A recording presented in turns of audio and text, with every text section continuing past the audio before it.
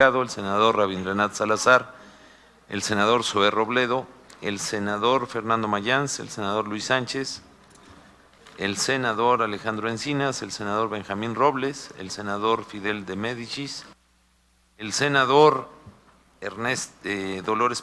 la senadora Dolores Padierna y el senador Manuel Camacho. A favor se ha inscrito la senadora Ninfa Salinas, pero Isidro no está presente. En cuanto esté, lo anotamos. A favor se han inscrito la senadora Ninfa Salinas, el senador Óscar Rosas, el senador Jorge Lavalle, el senador Miguel Ángel Chico, el senador Ernesto Gándara y un servidor. Le concedo el uso de la palabra al senador Rabindranath Salazar en contra y posteriormente a la senadora Ninfa Salinas a favor. Es la primera ronda. De hecho, perdón. Quisiera aclarar que el horario, y en su momento lo someteré a votación en función del transcurso de la tarde, evidentemente está hasta las 8 de la noche. Dado el registro de participantes, seguramente se tendrá que extender, pero esa no es una facultad de un servidor determinarlo, pero lo plantearía a la mesa. Tiene usted la palabra, senador Salazar. Bien, senador Penchina. Señoras, señores senadores, hemos explotado de manera intensa nuestros recursos naturales. Hemos hecho del petróleo el gran soporte financiero de nuestro país, un auténtico cuerno de la abundancia que, a pesar del excesivo, poco planificado y hasta abusivo uso por parte de la clase gobernante, sigue dando oportunidades de crecimiento y sustentabilidad.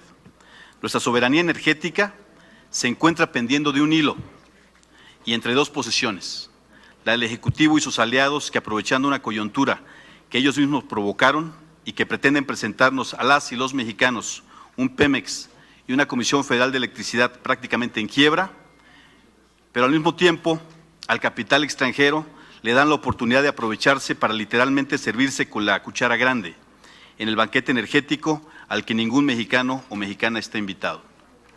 La segunda posición es la de la izquierda. En ella afirmamos que, si bien se requiere una gran reforma energética nacional, esta debía transitar por un cambio de paradigma y dejar de pensar que seguimos administrando la abundancia. Una reforma para apartar a Pemex del presupuesto a fin de generar verdaderos ahorros y obligar a adelgazar la excesiva burocracia federal. Una reforma para fortalecer a la industria con reinversión, con la consolidación de cadenas de valor y de la que todo mexicano se sienta orgulloso.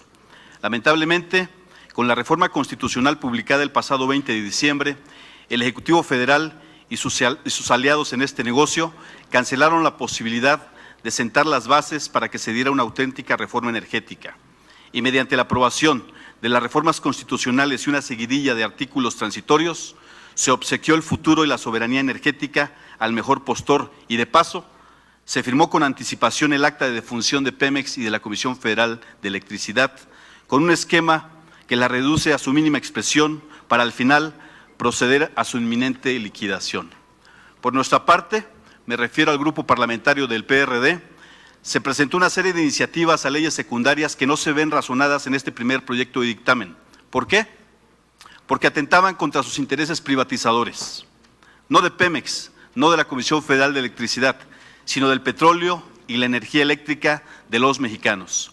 Esta iniciativa progresista iba dirigida a fortalecer las paraestatales, a otorgarle la autonomía respecto a Hacienda, a mejorar su régimen fiscal y a realizar las acciones necesarias para la transición a energías más limpias.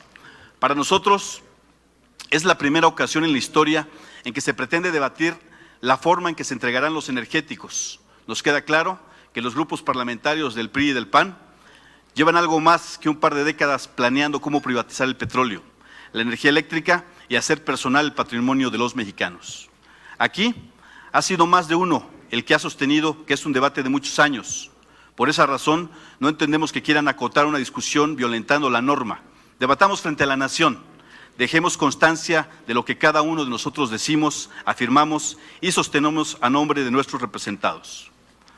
Casualmente, se omitió informar a los mexicanos las implicaciones y consecuencias de esta propuesta de modelo energético.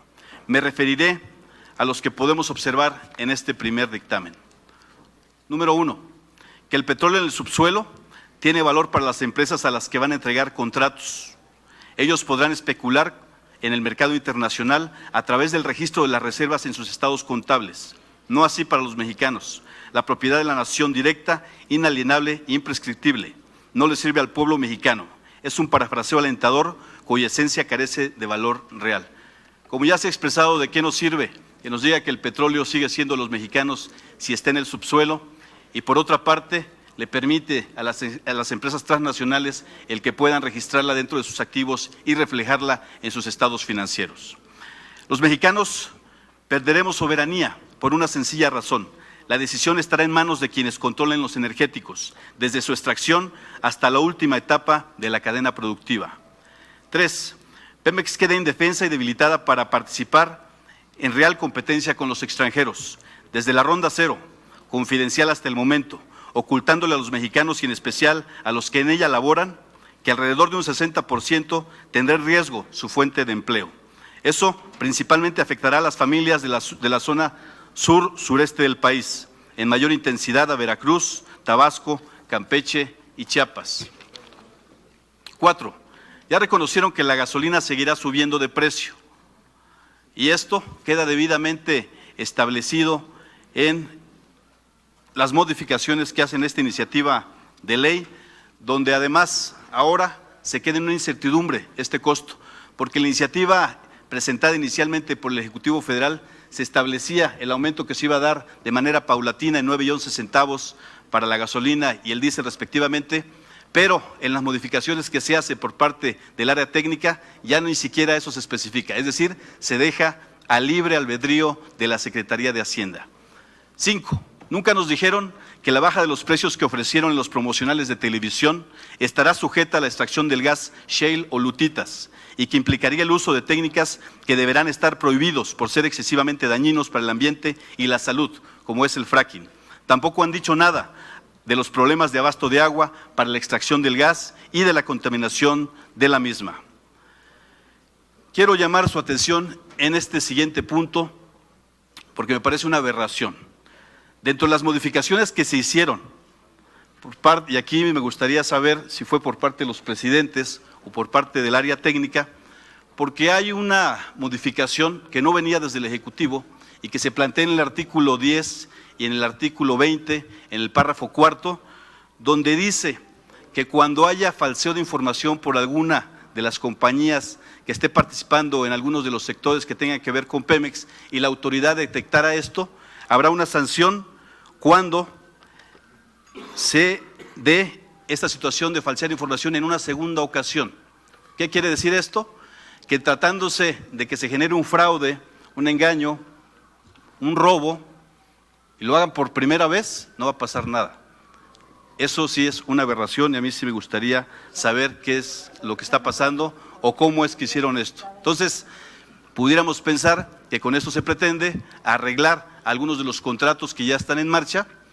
Por ahí pudiera sonar el caso de Oceanografía, entre otros. 8. Adicionan la afirmativa ficta, que significa la omisión de la autoridad para proceder conforme a derecho, lo que significa faltar a su deber, y de esta forma evitar la imposición de sanciones a contratistas para el caso de trabajos anticipados. También cabe destacar que para los funcionarios que en un momento dado permitieran que ese supuesto se diera, no se establecen sanciones, situación también que vale mucho la pena revisar. Número 9, contenido nacional. Tampoco dicen que desde el gobierno de Carlos Salinas de Gortari, mediante la firma del Tratado de Libre Comercio con América del Norte, quedaron prohibidas las cláusulas de contenido nacional y que no se puede obligar a ningún inversionista extranjero a sujetarse a dicho contenido.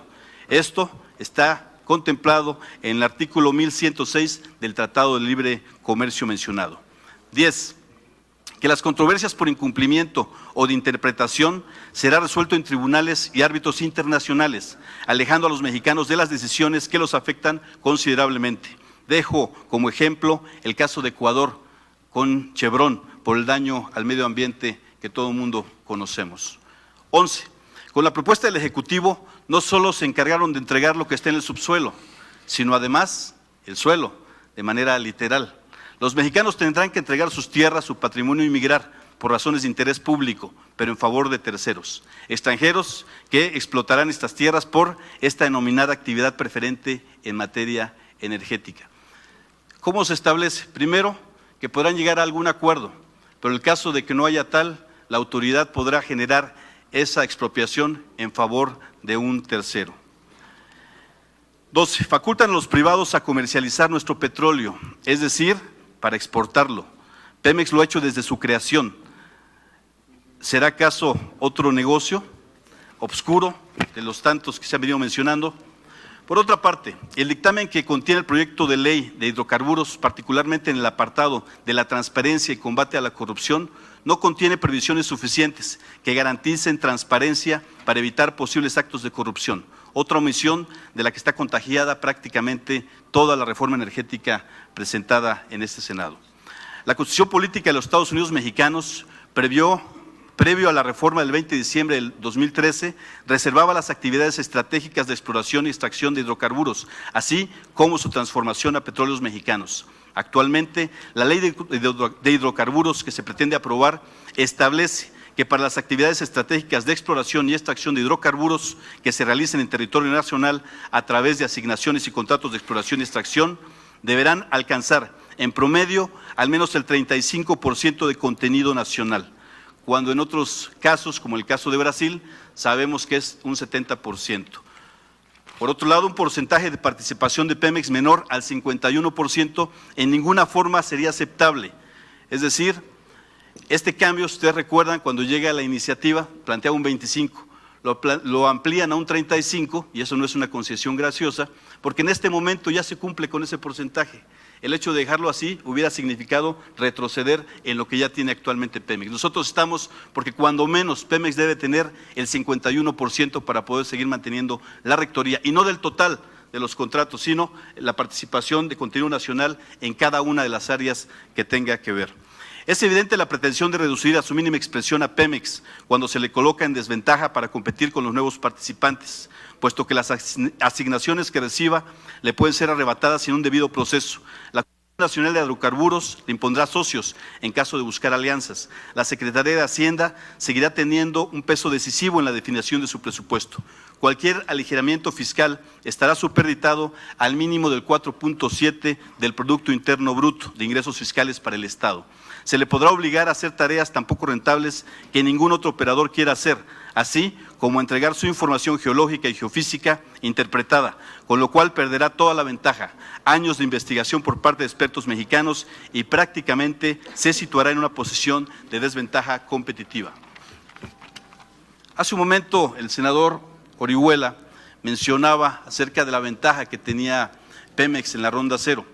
Lamentablemente, al hacer un análisis de la denominada ronda cero, vemos que Pemex ya perdió casi el 60% de las áreas exploratorias, el 69% aproximadamente de los recursos prospectivos, el 85% del recurso prospectivo en lutitas, el 71% del recurso prospectivo en aguas profundas, el 41% del recurso prospectivo en aguas someras y el 17% del recurso prospectivo en áreas terrestres. Es decir, de un solo golpe dejará de explotar en más de 200,000 kilómetros cuadrados del territorio nacional. Este proceso discrecional no tiene una regulación transparente y deja a Pemex a la buena voluntad de la Secretaría de Energía.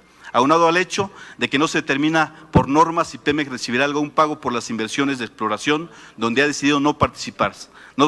Es una vez más un desfalco nacional. Ya concluyo, presidente.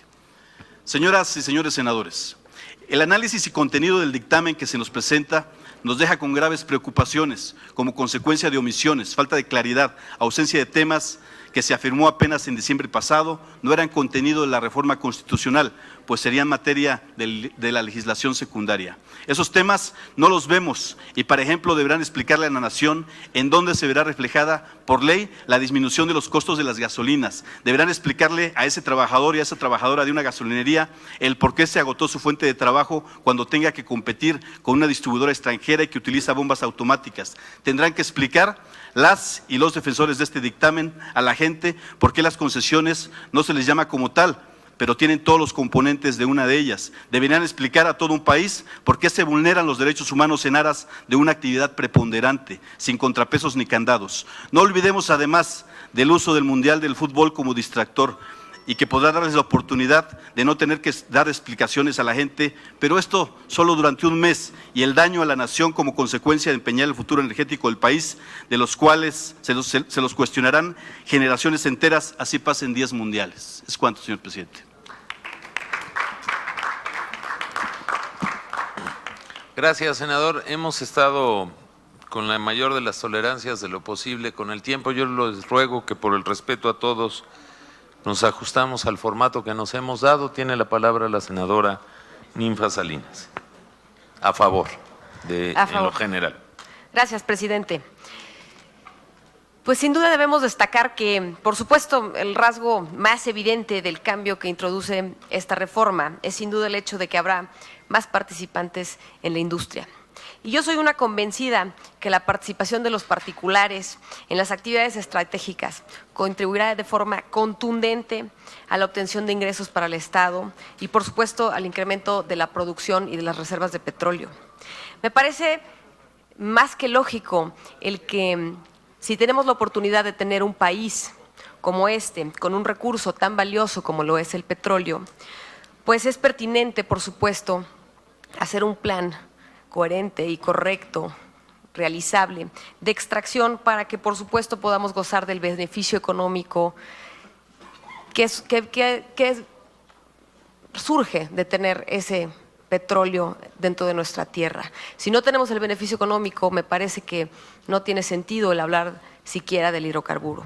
Por eso creo yo también que con esta reforma precisamente estamos planteando una ruta muy clara de cómo el Estado mantiene rectoría en este manejo de hidrocarburo y sobre todo en el planteamiento energético de los próximos años en este país.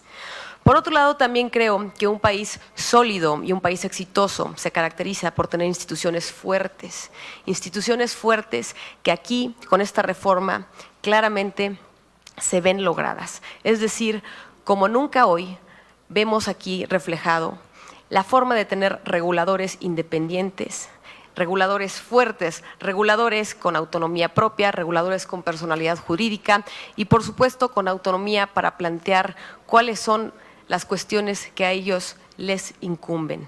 Me parece que en este caso vamos a poder hablar de una crema sólida, podemos hablar de Cenegas más sólido, podemos hablar de sistemas integrados que nos permitan, por supuesto, garantizar abasto en gas, en petroquímica, y que esto, por supuesto, nos genere mucha más certidumbre de lo que tenemos hoy en los procesos industriales de nuestro país.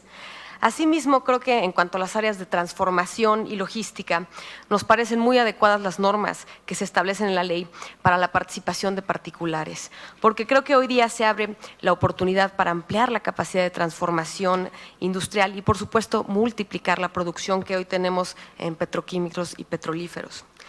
Pero lo más importante es que el incremento en esta competencia en refinación, en petroquímica, en transporte, en comercialización y en desarrollo de infraestructura nos va a permitir tener precios mucho más baratos para el desarrollo de la industria en México.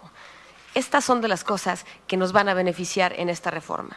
También nos parece, como ya venía yo diciendo, de la mayor relevancia el hecho de que se incorporan nuevas figuras como la que ya mencionaba ahora de sistemas integrados y de gestores de los mismos, además de Cenegas, puesto que con estos gestores, como yo venía diciendo, nos podemos asegurar de dar certidumbre sobre el abastecimiento y la cobertura de estos de gas natural, no solo también de gas licuado y por supuesto de petróleo y petrolíferos. Con esta legislación, sí creo que la industria tendrá certidumbre sobre sus tarifas y sobre cómo podrá hacer su proceso productivo y su planeación en los próximos años para garantizar el bajo precio y, por supuesto, la eficiencia en la transformación. En cuanto también al impulso de las cadenas productivas que oigo por allá que se había mencionado y las medidas para impulsar el crecimiento económico, me parece de lo más pertinente que estamos tomando la determinación de incrementar al 35% el contenido nacional en estas cadenas productivas. Así también creo que con la estrategia de fomento industrial que está previendo la capacitación y la certificación de empresas, la conformación de un fideicomiso público para promover el desarrollo de proveedores nacionales y, por supuesto, irlos cada día capacitando más, se garantiza también la participación de la Proveeduría Nacional en este tema y me parece fundamental para que el mercado mexicano detone. Por otro lado, también me gustaría hablar en materia de combate de la corrupción, en donde habría que resaltar que es muy importante que se incorpore la obligatoriedad de códigos de conducta, por supuesto, y en la sanción también de conductas inadecuadas a los servidores públicos y a los asignatarios contratistas que puedan participar en esta industria. Y finalmente, también me gustaría hablar acerca de la creación de la Agencia Nacional para la Seguridad Industrial y la Protección al Ambiente, en donde sin duda creo que, continuando con el movimiento innovador, México por fin se une al movimiento internacional de crear agencias especializadas en la materia para que no tengan ninguna otra distracción más que hablar de lo que interesa, en donde México pueda realmente asumir un compromiso de prevenir y no de estar siempre enmendando los errores que ya se cometieron. La creación es indispensable para que se transparente y para que se ponga foco en aquellos competidores internacionales o nacionales que van a venir a nuestro país para que puedan actuar bajo los estándares internacionales de la más alta calidad y sobre todo para garantizar la independencia, la transparencia y la responsabilidad de México ante esta situación de apertura. Así que sí creo que para nosotros es un gran acierto el que por fin podamos atender de manera particular con esta nueva agencia el tema de medio ambiente. Habría que aclarar que, por supuesto, el tener un regulador fuerte y un regulador especializado es algo que ya se ha hecho en el resto del mundo y que faltaba solamente una decisión como esta y un compromiso como este para que México se sume a la visión responsable que hemos adoptado en temas medioambientales, al compromiso de reducción que tenemos en las metas de gases de efecto invernadero y que realmente México pueda dar cara frente a este proceso de transformación. Así que sí creo que sin duda esta reforma, por estas y muchas otras razones, están sin duda acelerando nuestro desarrollo en una ruta clara, en una eficaz, de manera sostenible, de manera sustentable, fortaleciendo nuestros reguladores, fortaleciendo también a la CNER, fortaleciendo a la CNH y, por supuesto, continuando firmes en el contribuir al desarrollo económico y al crecimiento de esta generación y de las futuras generaciones en México. Sí creo que con esta reforma vamos a garantizar la seguridad energética, la seguridad económica y la seguridad ambiental. Y con esto garantizar mayor competitividad para México y sobre todo fortalecer nuestro país para los retos del futuro. Muchas gracias, presidente. Muchas gracias, senadora. Tiene la palabra. Para hechos, presidente. ¿Hechos de qué, perdón? Sobre lo que comentó la compañera Ninfa. En la siguiente ronda, con mucho gusto, senadora, no hubo alusiones personales. Tenemos un orden de inscripción. Precisamente porque no me contestó las alusiones personales, una pregunta muy concreta y directa que le hice. Ese es su derecho de ella. Es decir, uno puede… Pero hay un hecho que es fundamental, porque no es un asunto menor. A ver, senadora, con todo respeto, hay un registro y usted podrá registrarse en la segunda ronda de intervenciones. Con todo respeto se lo digo. Si es tan amable para mantener un orden en el debate. ¿Qué manera de evadir el debate? Que creo que este es el momento el debate propicio. Yo respeto su opinión, senadora, profundamente, de verdad, créamelo. Hay una lista de oradores. Es que solo una preguntita. Yo solamente quiero saber si hay algún familiar de ella que nos lo diga con toda franqueza y sinceridad, que hasta el cuarto grado, senadora, que tenga intereses personales o de negocios en la industria energética. Solo eso, que me diga si es la presidenta del Consejo de Administración del Grupo de Inversión en Chiapas sobre Energía. Es muy importante y con todo respeto para Ninfa, porque aquí no solamente es una cuestión ética, senadora, esto es un delito. Yo creo que esto debe de una vez definirse, porque no tendría ni siquiera que estar participando, mucho menos votar. Entonces, de una vez se deberían de disculpar y de retirarse de esta mesa. Gracias, senadora. Le agradezco sus palabras. Yo les ruego, respetemos la lista de oradores, respetemos las intervenciones. No hubo lugar a una alusión personal y le concedería el uso de la palabra al senador Zoé Robledo Aburto en contra, presidente, en lo general de la ley de hidrocarburos. Una aclaración, presidente. Lo que pasa es que, si bien es cierto que existe una segunda ronda, pero la senadora no está hablando de alusiones personales, está hablando para hechos, para aclarar un hecho dentro de la exposición que se dieron hace un momento. Ya se le escuchó. Pero es procedente, o sea, Senador Robledo. está dentro del reglamento. Senador Robledo. Muchas gracias, senador presidente. Compañeras y compañeros senadores, este ha sido un proceso largo y va a ser todavía más largo. No inició ayer, por cierto, viene ya de varios meses y semanas. Y antes de hacer un posicionamiento en lo general sobre este primer dictamen, permítanme tomarme un minuto solamente para compartirles una reflexión y diría casi una anécdota.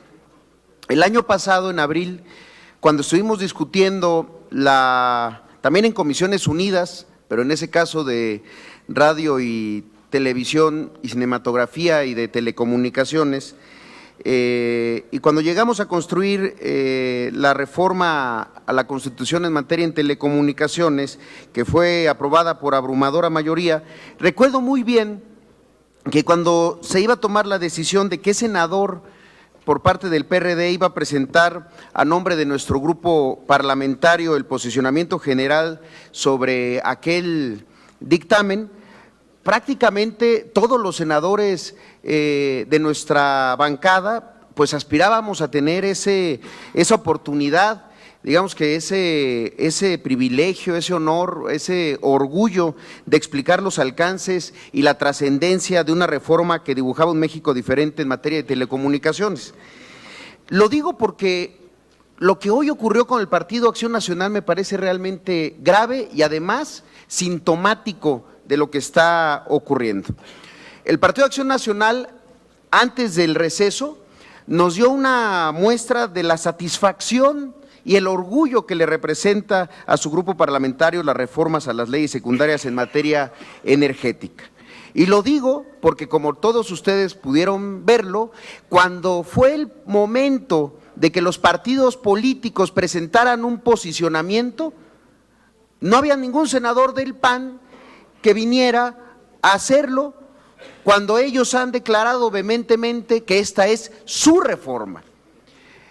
Esto es para mí sintomático por una simple y sencilla razón, que o de ese tamaño es su orgullo, su compromiso y su convicción con esta legislación que estamos discutiendo, o simplemente deja constancia de la poca popularidad que tiene esta medida y que está expresado en la encuesta y el estudio de opinión pública que ustedes quieran traer a discusión a esta mesa.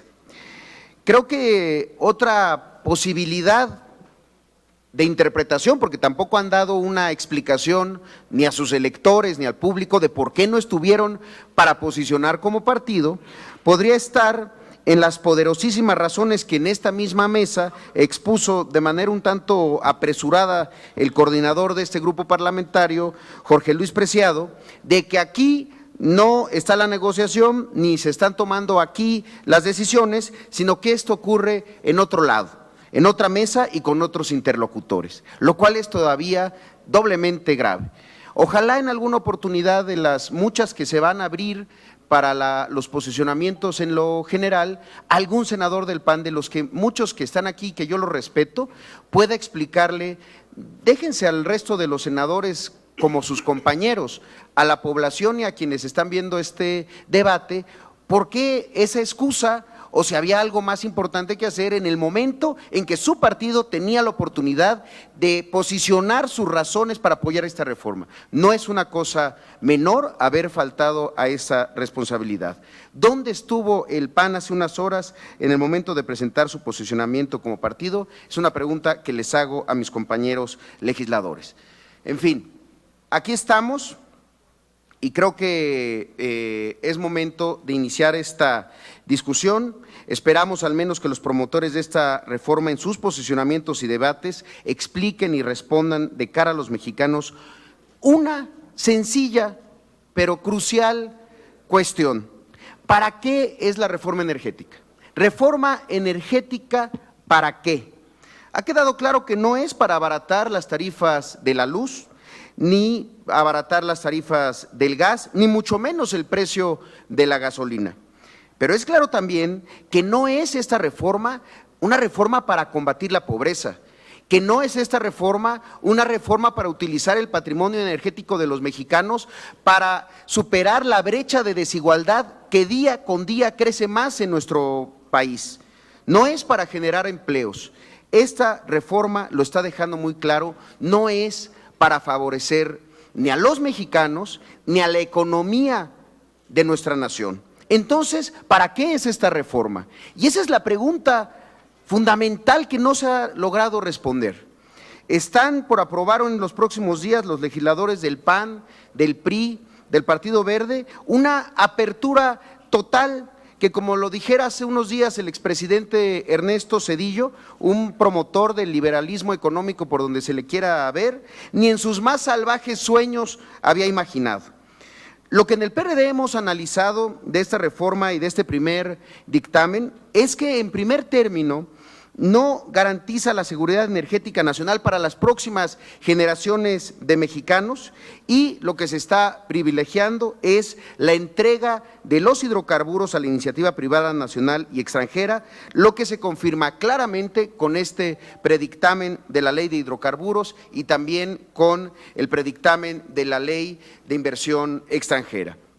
No se asegura un suministro oportuno y suficiente de energéticos, ni mucho menos se asegura la disminución de precios de la electricidad, gas y las gasolinas, como ha querido insistir la publicidad oficial. Por el contrario, se pretende mantener el esquema de los gasolinazos hasta el año 2019, no obstante que ya nuestra gasolina es más cara en poco más del 6% que la gasolina en los Estados Unidos. Y asimismo, elimina los subsidios del consumo eléctrico, lo que inevitablemente hará subir las tarifas en los próximos años. Si creen lo contrario, por favor, explíquenos cómo al eliminar los subsidios se va a lograr unas tarifas más bajas, o si se tiene una plena confianza de que la CFE al momento de ir a competir va a lograr realmente tener una oferta diferenciada que no vaya en contra de la lógica de poner precios más bajos que sus costos. El modelo energético que propone el gobierno federal tiene como objetivo central una mayor captura de recursos fiscales, manteniendo la petrolización de las finanzas públicas, pero ha quedado demostrado que gastamos mal, gastamos sin crecer, y entonces aparece nuevamente la pregunta: ¿reforma energética para qué? Petróleos Mexicanos y la Comisión Nacional de Electricidad se reducen a empresas del sector con una mínima expresión que facilita el usufructo de los recursos energéticos a las compañías extranjeras. No hay alivio fiscal para Pemex y tampoco se le otorga autonomía presupuestal. En suma, esta lo que es la reforma de la apertura a los capitales extranjeros y a los capitales privados, y la reforma de la claudicación y de la entrega de nuestros recursos bajo un esquema y bajo una esperanza de que así se va a generar mayor riqueza y que de manera mágica se va a distribuir de manera eficiente. Es una esperanza tan gastada como inútil, y eso está en evidencia en muchos modelos similares de apertura. Quienes promueven y seguramente terminarán aprobando esta reforma esperan que producto de esta legislación venga la inversión extranjera, que se explote intensivamente nuestros recursos sin importar que no existe una política energéticamente sustentable, y que producto de esta explotación indiscriminada pues algo quede para el Estado mexicano y para que el gobierno pueda después administrarlo de manera eficiente y poder impulsar lo que ha quedado dicho nada más como bienestar o como prosperidad para los mexicanos, sin explicar cómo esta reforma transforma las lógicas rentistas del gobierno de la República para generar una eficiente redistribución del ingreso. Yo no lo he encontrado en ninguno de los dictámenes. Ojalá alguno de los senadores pueda explicármelos. Están esperanzados totalmente en la regla de que las leyes de mercado nos harán progresar. Y ese es el problema de fondo de este paquete de leyes secundarias. Me parece que en este debate hay que dejar claro que esa lógica va al fracaso. La apertura al capital, al capitalismo patrimonial, es un modelo económico que lo único que impulsa es la desigualdad. Y déjenme decírselos, no lo estoy diciendo yo, es una discusión que en este momento está instalada en absolutamente todos los foros económicos del mundo. Déjenme recomendarles esta publicación del autor economista francés Thomas Piketty, que seguramente muchos de ustedes revisan los periódicos internacionales, el New York Times, el Economist, el Washington Post, y en todos ellos se está hablando de esta publicación. Y esa publicación, llamada El Capital en el siglo XXI, demuestra que no hay una tendencia natural hacia la disminución de la desigualdad en el capitalismo, y descubre que el factor decisivo que impulsa esta desigualdad no es tanto la acumulación del capital, como lo quiere hacer ver esta reforma, sino el masivo crecimiento de los patrimonios heredados y los elevadísimos niveles de ingreso que reciben los cuadros dirigentes de las grandes empresas. Luego de la crisis del 2008, hay una lógica en todo el mundo, salvo en México, de retorno al Estado social. Un Estado social que aparece como garante de la redistribución en una lógica de derechos para los ciudadanos y sobre todo de principios y acceso equitativo a los bienes mínimos. ¿Cuáles son unos de esos bienes? El acceso a energías baratas. Hace unos días, el director general de Petróleos Mexicanos, Emilio Lozoya, en noviembre del 2013, pero también en mayo pasado, criticó justamente las altas compensaciones económicas que paga Repsol a su dirección, aun cuando sus accionistas no perciben ganancia alguna. Y eso es lo que se viene a hacer a México con la llegada no regulada de estos capitales extranjeros y el surgimiento de empresas petroleras privadas que traerán consigo esos y muchos otros males. La regla, si me permite un minuto más y termino mi alocución. La regla de que con más capital y con más inversión extranjera en México, en la industria petrolera, nuestros problemas van a terminar, es un espejismo, pues mucho antes de que los beneficios lleguen a los bolsillos de los mexicanos, pues van a tener que haber garantizado las ganancias de los capitales extranjeros, y además tendríamos que pensar que esto va a ocurrir siempre y cuando no haya corrupción, no hayan malas decisiones, no hayan malos manejos, no hayan desastres naturales, no hayan contingencias y por supuesto que no hayan fluctuaciones del precio del crudo. Si esto ocurre, y después de pagar las garantías a los capitales extranjeros, entonces ya va a haber capital, va a haber beneficios para los mexicanos. Es una mala decisión. Inversión podrá haber, pero disminución de la desigualdad y de la pobreza en México bajo este esquema, ténganlo ustedes por seguro que no habrá. Y afortunadamente espero que nos podamos reunir en 10 años los senadores que votemos el día de hoy y pongamos a prueba qué es lo que ha pasado después de lo que ustedes están a punto de aprobar. Entonces, yo solo les quiero repetir, reforma energética, ¿para qué? Compañeras y compañeros, aquí vamos a poner en primer lugar nosotros desde la bancada del PRD y seguramente los senadores de la izquierda, en primer lugar los intereses de los mexicanos al combate a la pobreza y al combate a la superación de la desigualdad. Para eso debería de estarse discutiendo una reforma energética en nuestro país. Estamos haciendo todo lo contrario. Es hora de los argumentos y de las explicaciones. La pregunta queda de su lado. ¿Reforma energética para qué? Muchas gracias. Gracias, senador. El senador Fernando Mayanza, hasta por 10 minutos, si es tan amable. En contra.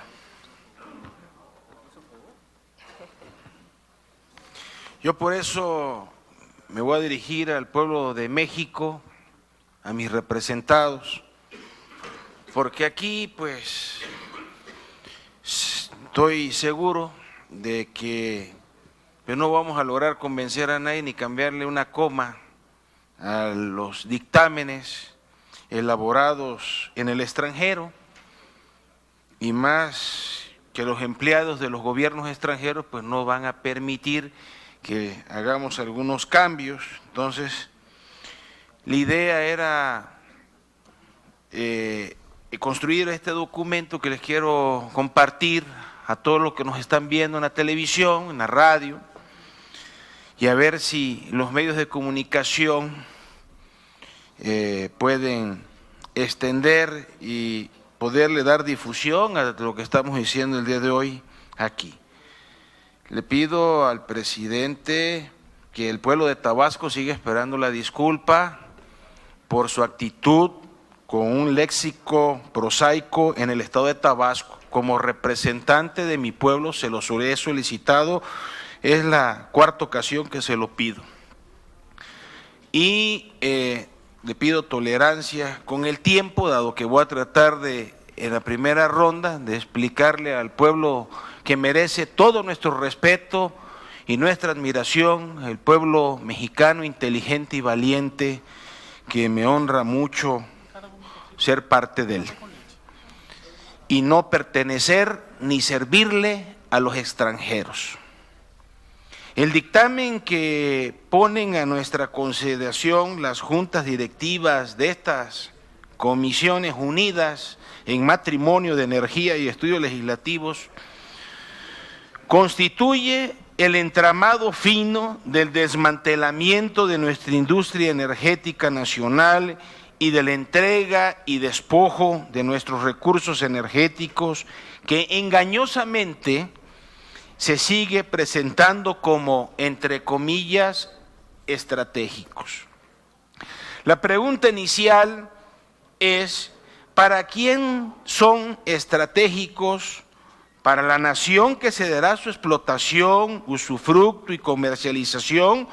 ¿O para los intereses hegemónicos de empresas transnacionales siempre ávidas de la expansión de su poderío económico y financiero, impacientes por disfrutar de las jugosas ganancias que obtendrán con contratos, permisos y autorizaciones, en complejidad con grupo de mexicanos que ya deben de tener el bolsillo lleno de dinero, la lana, antes que otra cosa? Aquí el himno y la bandera nacional no existen. El proyecto de ley de hidrocarburos que pretende aprobarse apresuradamente, ya ven que el relojito ese camina rápido, hay prisa por los negocios, conforman el marco jurídico a través del cual el Estado mexicano renuncia a ejercer su rectoría y control exclusivos sobre los recursos energéticos de la nación en detrimento de la soberanía y del pacto federal. El proyecto involucra múltiples y complejos temas ordenados en disposiciones cuyo estudio riguroso confirma que van más allá del orden constitucional y del marco jurídico internacional en sus alcances e implicaciones. A veces, pueblo de México, es difícil comprender esto. Solamente los genios que existen aquí, que en 3 minutos por ósmosis ya leyeron y aprobaron todo. Sin embargo, esto es como el caballo del aguador, así quieren tener al pueblo de México, como el caballo del aguador, cargado de agua y muerto de sed. Así van a ver que nos van a estar teniendo. Entonces, por lo que de aprobarse generará graves conflictos en el orden económico y social y causará una severa afectación al régimen de garantías que protege y salvaguarda los derechos fundamentales y humanos de la población. El proyecto de dictamen concibe la industria de hidrocarburos bajo una visión puramente mercantilista, con lo que abandona, en definitiva, el carácter de responsabilidad social al que están obligados constitucionalmente los sectores públicos y privados para contribuir al desarrollo económico nacional. Lejos de que este proyecto establezca los mecanismos para propiciar y facilitar la organización y la expansión de la actividad económica de los sectores sociales, los ejidos, las organizaciones cooperativas y comunidades, desaliente y desiste en todas y cada una de sus partes a la implementación de una verdadera política nacional de desarrollo industrial sustentable en materia energética. Presidente, el reloj, si lo... que no puedo ni leer así ni explicarme porque nadie presta atención.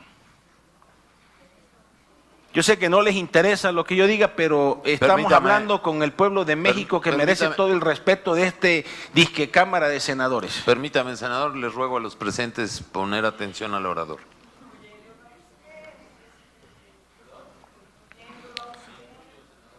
Sí, senador Penchina, deje un poco el celular a un lado, hombre. Tanto mensajito, eso también distrae. Entonces, decía, sí, tomó en cuenta el cronómetro, por eso se lastimó el cuello.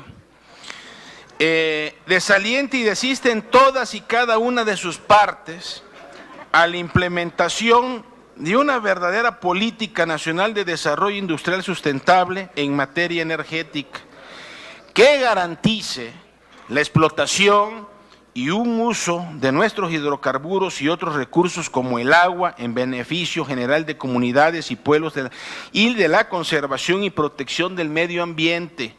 En pocas palabras, que contribuya a los fines del proyecto nacional soberano y sustentable que el país urgentemente reclama. En contraste con las expectativas de que se generarán más empleo y que bajará. Pues otra vez, mira, parece aquí un mercado público, presidente, tanta gente que entra, no hay orden.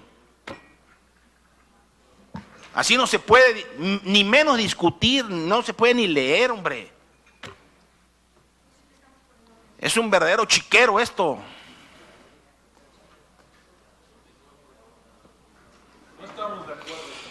Pues estamos de acuerdo y dígaselo al pueblo de México, senador Orihuela, que no está usted de acuerdo, que el pueblo vale lo que ustedes piensan. Pues no se puede leer.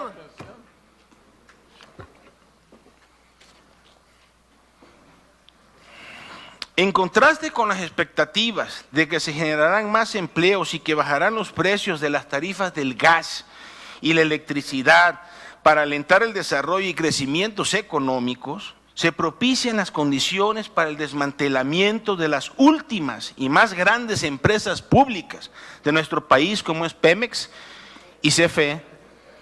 Nos encontramos ante el preámbulo de un proceso inusitado y altamente riesgoso de innumerables afectaciones económicas, sociales y ambientales. Punto número 1, el desmantelamiento de Pemex y derechos laborales. Ojo, trabajadores de Pemex. En el llamado rubro de incentivos para mantener capital humano en Pemex, se argumenta que la reforma energética flexibilice el marco jurídico de Pemex con la finalidad de que pueda competir con otras empresas, concretamente a través de la eliminación de restricciones de derechos administrativos y de que esta forma pueda ofrecer incentivos y retribuciones competitivas a sus empleados con el fin de retener su talento actual y atraer al nuevo.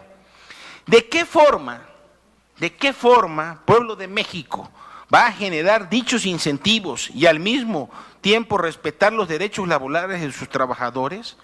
Otra pregunta. ¿Cómo se va a fortalecer a Pemex para mantener o retener a sus trabajadores sin conculcar sus derechos? ¿En qué parte del cuerpo del dictamen está prevista la estrategia o esquema que garantice y brinde certeza jurídica a los trabajadores? Porque lo que encontramos en el dictamen es efectivamente la flexibilización de todo el marco jurídico que más que consolidar a Pemex como agente central de la industria petrolera, propiciará su desmantelamiento gradual junto con la Comisión Federal de Electricidad, al ser transformadas en empresas productivas del Estado. Esta conversión prevista en el dictamen no trae aparejada una propuesta de regulación precisa, concreta, relativa a garantizar el respeto de los derechos humanos laborales, de seguridad social y del pago efectivo y cierto de pensiones y jubilaciones de los trabajadores de ambas empresas estatales. Y parece que los trabajadores de Pemex están con los brazos cruzados, durmiendo en la hamaca. Basta recordar otras reformas emprendidas y enmarcadas en estas políticas privatizadoras de áreas estratégicas que han entrañado grandes violaciones y conculcación de los derechos laborales más elementales, entre ellos el derecho al trabajo y a la estabilidad laboral. Segundo párrafo, afectación y despojo de tierras. Oigan los campesinos mexicanos, trabajadores, dueños de ejidos, de ranchos, en todo el país. Mucho ojo.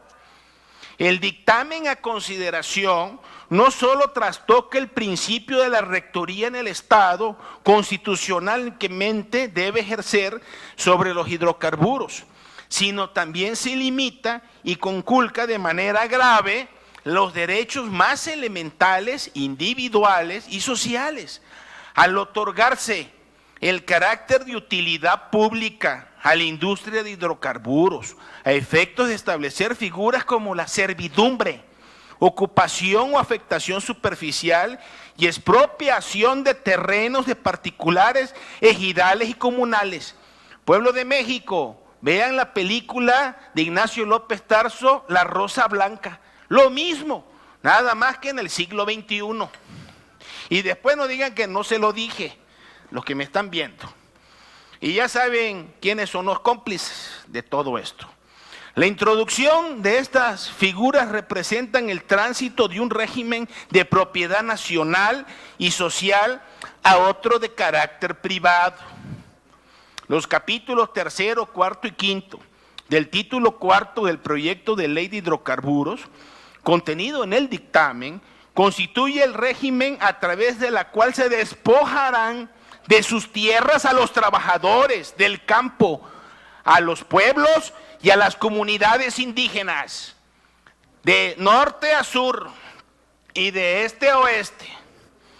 Todo ello en contravención no solo a las normas de derecho interno, sino también al marco jurídico internacional en materia de derechos humanos, concretamente del Convenio 169 de la Organización Internacional del Trabajo, cuyos artículos 3 y 15 establecen respectivamente, y cito, la obligación de los gobiernos de respetar la importancia especial que para las culturas y valores espirituales de los pueblos interesados reviste su relación con las tierras o territorios, o con ambos, según los casos que ocupan o utilizan de alguna otra manera, y en particular los aspectos colectivos de esa relación, y los derechos de los pueblos interesados a los recursos naturales existentes en sus tierras deberán protegerse especialmente.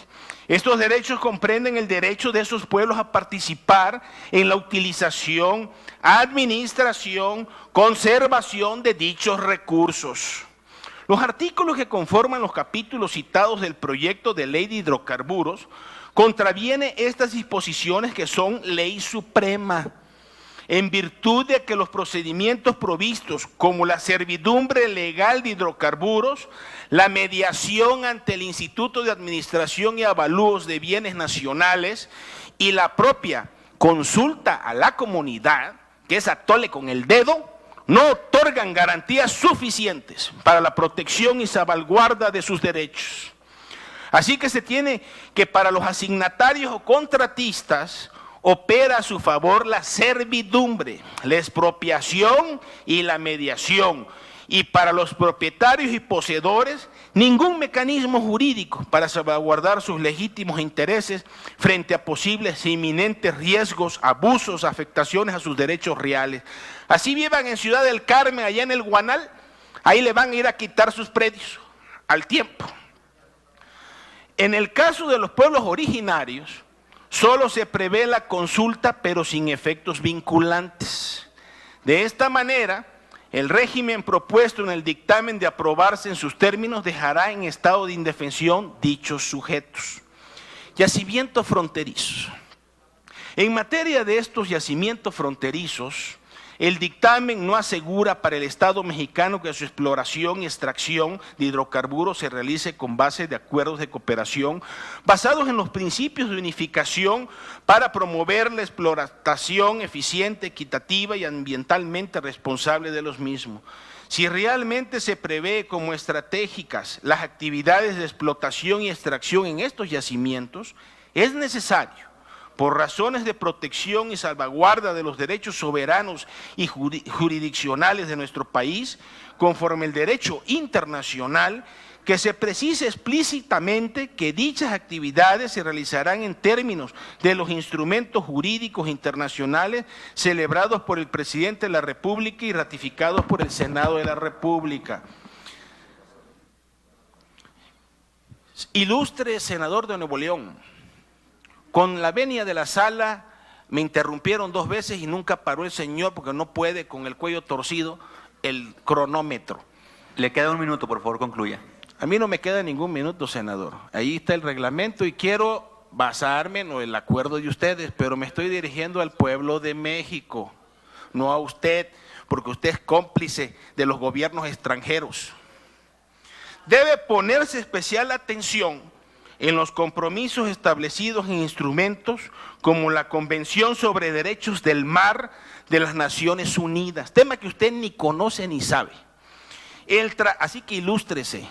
El Tratado sobre la Plataforma Continental del 2000 y el acuerdo entre los Estados Unidos mexicanos y los Estados Unidos de América relativo a los yacimientos transfronterizos de hidrocarburos en el Golfo de México 2012. Pueblo de México, fractura hidráulica que ahora le llaman fracking. Ya ve que está de moda eso del fracking, o vamos a darle un break, y que no está en el diccionario de americanismo ni en la Real Academia, pero bueno, es la moda que al rato todo va a ser hot dog, hot cakes, hamburger. Como en el 2008, con la propuesta de Felipe Calderón, la reforma energética del gobierno de Peña Nieto, que el Partido Acción Nacional reclama como suya, y entiendo lo de oceanografía muy bien, tiene entre sus objetivos principales intensificar la explotación de los hidrocarburos no convencionales. Los hidrocarburos no convencionales, para el pueblo que nos escucha y nos hace el favor de vernos, y el gas atrapados en formaciones de lutitas y arcillas a profundidades entre 1000 y 5000 metros, por eso se les llama petróleo de lutita o gas de lutita, en inglés ya de moda el shale gas. Debido a las características geológicas de esos yacimientos, son rocas de alta porosidad y baja permeabilidad. La extracción de petróleo y de gas de lutita requiere la aplicación de una técnica altamente compleja, devastadora para el medio ambiente y la salud de todos ustedes, y nosotros también, e irracionalmente intensiva en uso de agua destinada al consumo humano, conocida como la fracturación hidráulica. Esta técnica implica inyectar miles de litros de agua, y se lo digo al pueblo de Nuevo León, de Chihuahua, de Durango, principalmente del norte. Tabasco todavía tiene mucha agua y nos podemos dar ese lujo, pero en el norte se están muriendo de sed. Entonces, esta técnica implica inyectar, lo que quiere el senador de Nuevo León, miles de litros de agua a altísima presión mezclada con arena o ácidos, que son agentes apuntalantes y químicos que permiten fracturar la roca para fluidificar el petróleo o el gas y con ello su extracción. La fracturación hidráulica se hace muchas veces, lo que conlleva un gran gasto de agua que se contamina al entrar en contacto con todos los químicos involucrados en el proceso, que son, y no es un secreto, que se ha detectado tóxicos en la mayoría de ellos. Investigaciones señalan, y termino la primera parte, que entre los químicos utilizados se encuentran bencenos, cianuro, o sea, puro veneno, pues, para que se entienda. Hay hasta 519 sustancias químicas entre las que se encuentran elementos, además de venenos, cancerígenos, mutágenos y todo lo que pueda llevar al mal de la salud, lo que junto con los metales contenidos en las rocas de lutita, como el mercurio, plomo, uranio, radio, que son radioactivos, conforman una mezcla o un cóctel altamente riesgoso, una verdadera amenaza para la vida y para los derechos humanos. En relación al uso intensivo del agua que supone esta técnica, baste citar que pueden emplearse, lo decía yo hoy en la mañana, entre 9 a 29 millones de litros por pozo. Existen registros mexicanas, existen registros